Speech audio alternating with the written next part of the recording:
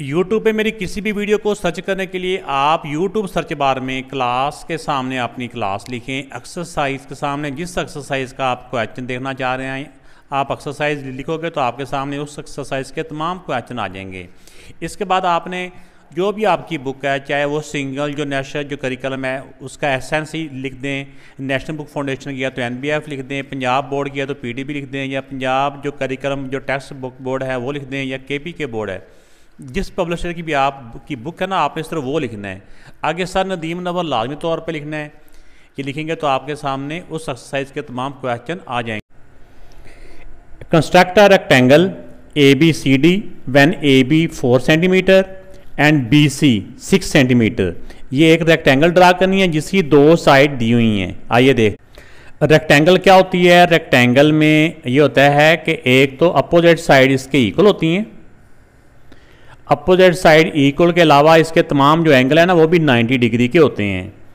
तब जितनी साइड की ये इसकी लेंथ है उतनी लेंथ इसकी होगी, और जितनी लेंथ ये होगी उतनी लेंथ ये होगी, और एंगल इन सब के 90 डिग्री। तो इस क्वेश्चन में दोनों साइडों की दो साइड की लेंथ दी हुई है। तो इसमें पहले हम जौन सी मर्जी साइड ड्रा कर सकते हैं, चाहे छोटी साइड पहले ड्रा कर लें या बड़ी साइड ड्रा कर लें। तो मैं इसमें BC जो बड़ी साइड है ना वो ड्रा कर लेता हूँ, वो है 6 सेंटीमीटर।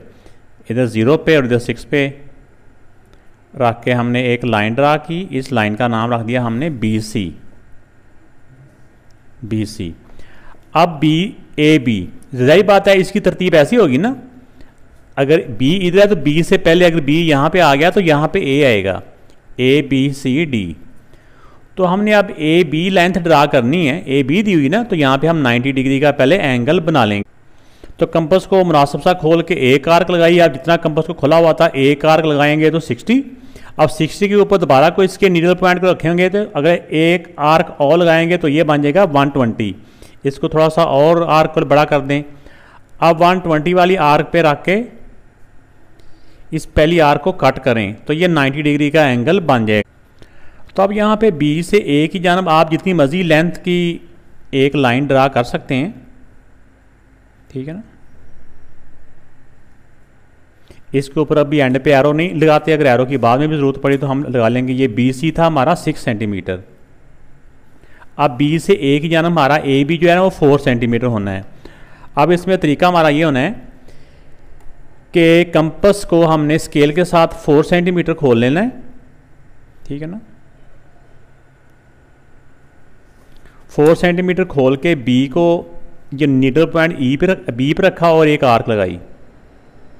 जिस पॉइंट पे ये कट करेगी ना इसको हम A का नाम देंगे। अब इतनी हमें पता है कि इसकी अपोजिट साइड इक्वल होती है। अब कंपास को इतना ही खोले खोले हमने C पे रख के भी एक आर्क लगा लेनी है। अब जितना B से C की जानब है ना ये इतना कंपास को खोलें, इतना भी 6 सेंटीमीटर। अब यहाँ पे तो इस पॉइंट का भी हमें पता नहीं है। अब हम ये जो A पॉइंट है ना हमारा जहाँ पे ये आर्क ने कट किया था A पे इस नीडल पॉइंट को रख के एक आर्क लगानी है जो पहली आर्क को कट करेगी, और जिस पॉइंट पे ये कट करेगी वो D पॉइंट हमारा होगा। अब D को A से भी मिला दें और D को C से भी मिला देंगे। अब स्केल के साथ D को C और D को A से मिला दिया।